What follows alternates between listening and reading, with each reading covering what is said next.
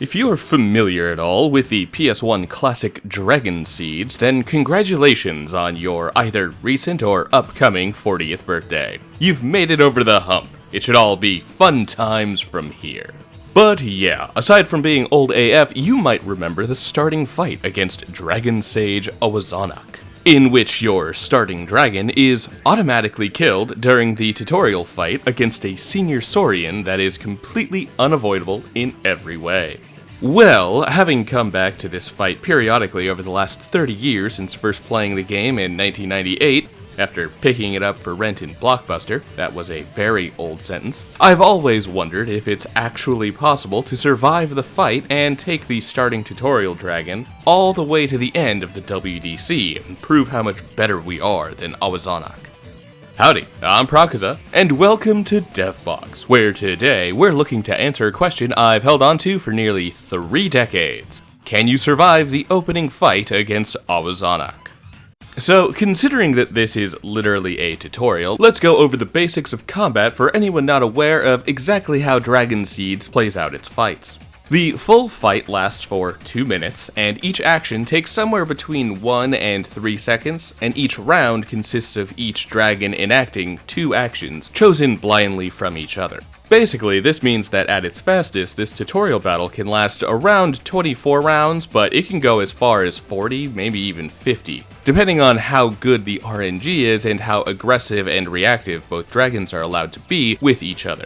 As we fight, the tutorial will go over the basic actions and what they do. These include the ability to move forward and back, attack physically, deal a special attack, guard a special attack, and intimidate. What matters for us now is the guarding against special attacks and moving. This is because our stats are simply too low for us to win this fight outright and kill the opposing dragon. The best we can do is survive the end of the fight without losing our goodest boy here. Now, the next key feature to look at is Awazanak's dragon itself, and the ways that the game is going to be cheating in order to make sure that we don't leave this fight without dying. This is a senior Saurian. It's actually the 3rd evolution of the dragon we're controlling right now, funny enough, who is capable of killing us in about 5 or so attacks, depending on what exactly he hits us with. Awazanak's dragon is stronger than us in all of the ways you might expect, but it's also superpowered in ways that actually breaks the general structure of the game. For one, while most dragons have a limited amount of times they can use their special attack, the powerful magic that can hit from any range, this tutorial dragon can effectively fire infinitely for every single turn across the entire 2-minute fight. However, most importantly is that Awazanak has a smarter AI than most other fights, and is actually even capable of reading our decisions and making its own decisions based on our inputs. So yeah, we're attempting to fight against an impossibly strong opponent who can attack more aggressively and continuously than any other dragon, and who will literally input read our orders in order to make sure that he kills us before the end of the fight. That's why, with everything stacked against us, our best bet is not to win this fight, but simply to survive the entire 2 minutes without dying. So let's get to our actual strategy for beating this guy. Real quick intermission before we get to the actual fight. If this video has at all been interesting so far, and you'd like a deeper dive into the full Dragonseeds experience, then this video is actually a companion piece to the latest installment in my Retro Respect series. So go bookmark that video and check it out after this one if you'd like to learn more about this niche PS1 classic. And also to support Prakuza's favorite series on the entire DevBox channel. I mean that, literally. Okay, with that out of the way, back to the regularly scheduled challenge run.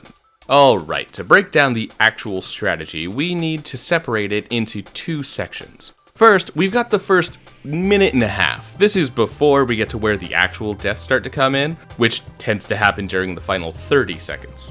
So, in order to survive the first minute and a half, we need to play extremely defensively and carefully. Running up and attacking at close range is only going to end in us getting killed quickly. Equally, trying to intimidate enough to give us the strength needed to actually kill our opponent will also only end in us getting killed. This means that most of what we're doing here is trying to stay out of physical range and not get hit by special attacks as they come.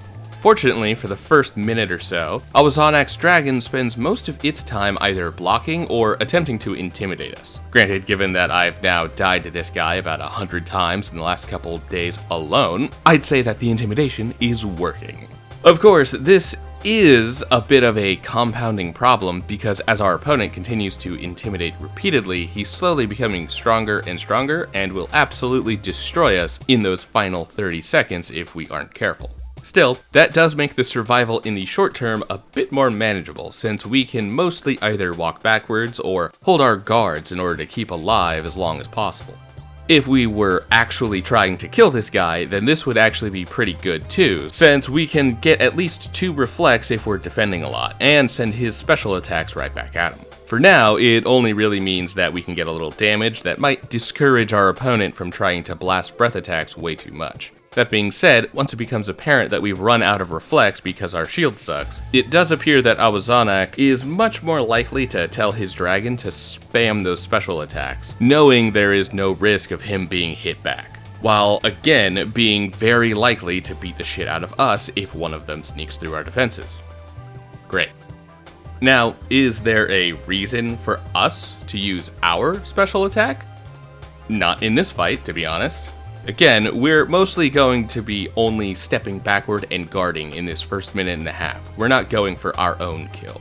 Finally, there is a little bit to be said about being patient with each turn. Even if we already know that our next round is going to be retreat once followed by guard, we should always wait for the computer to confirm its choices as noted by the 2 blue boxes that fill up over time beneath the health bar. It's not a very complex strategy, but it works for a little while. That is, until we actually get to that final 30 seconds of the fight. Now, this is a somewhat flexible timetable, as it can start as early as the 50-second remaining mark, but either way, Awazanak will suddenly start to get much more aggressive once the fight starts getting closer and closer to the finish. First off, he'll constantly walk closer and closer, hoping to immediately get us within physical attack range and attacking us until we die. The obvious defense here is to then back away and stay away from that close range and not eat up any physical attacks. However, at this point, Awazanak will also start to input read and immediately start to punish any attempts to get out of that danger range. Basically, if we back up at any point in that final 30 seconds, there is a decent chance that Awazanak will have his dragon use those infinite special attacks. But more specifically, if we are ever in close range, then any attempts to retreat will always be met with a special attack. Always. Every time, no matter what we do. In fact, even if we continue to try that wait until the opponent has inputted his commands plan, he will retroactively change his choices to become the special attack. However, we do get a little bit of a benefit that we can draw from this, because normally the special attacks are slightly stronger than the base physical attack. So if we're in close range, then we actually know that the better option is to eat that physical attack and try to hold out until either the time runs out, or Awazanak backs his own dragon away for a turn and gives us a chance to survive for a few more rounds. Of course, that brings us right around to the actual crux of this entire fight and our true chances of survival. As much as we can strategize, and as much as we can play defensively, and as much as we can mitigate the damage we're taking, the one thing we can't control is the RNG. Although, we might be able to control for it.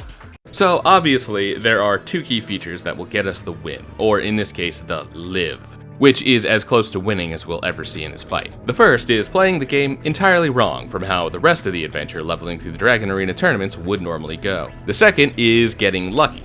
Like, really, really lucky.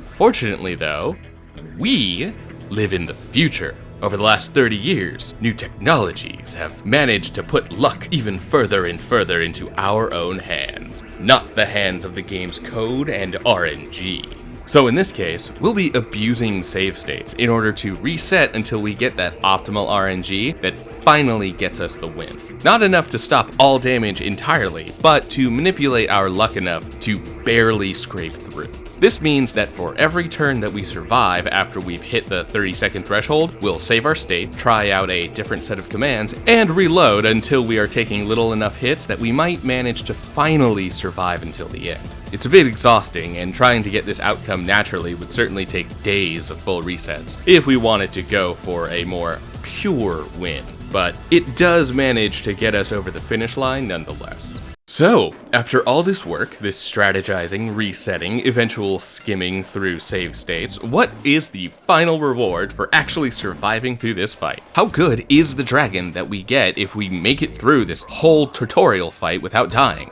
Well, it's, nothing. We get nothing. Yeah, we were absolutely supposed to die here, and the game doesn't actually know what to do if our dragon still has any HP at the end of it. Awazanak still talks to us like the dragon has died, nothing changes about his dialogue. And you know what? No, Count Fuckanak, if that is your real name. I don't need to learn shit about Jack Fuck. My dragon is alive. Look at that health bar. Look at that lack of an explosion or death animation. Look at it. Looks awful different from the other deaths you delivered to me. Right? The many deaths? But no, when it loads us up into the city, we have no dragon with us and still need to go get a new buddy to take into the rest of the game. 3 decades wondering what if, and the answer was disappointment. All along. Full disclosure, this video was actually supposed to be a lot longer, with the question actually being, can we beat Dragonseeds with the tutorial dragon? But clearly the answer there is a big fat no. But it's cool. It's fine. But hey, that's the point of testing these things anyway. Because you never know unless you actually search out the answer for yourself. You know what, after that little bit of disappointment, let me go ahead and pass the ball into your court too. Anyone who saw this and thought, well, that couldn't have actually been too hard, try and one-up me. I would love to see a video of somebody actually beating Awazanak's dragon outright in this tutorial. It'll probably take some save editing and a whole lot of RNG manipulation, but I'm excited to see if this game still has more surprises to offer me after all this time.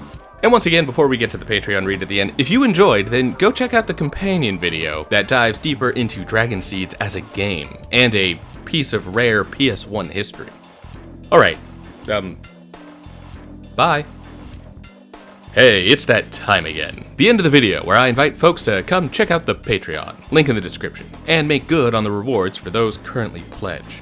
Patreon members get early access to new content and their names written in the credits at the end of videos. And those who pledge in the top tiers get their names read out, like our DevBox designers, Genghis Braun, and our DevBox developers, Azul. Thanks for your support, and thanks for watching.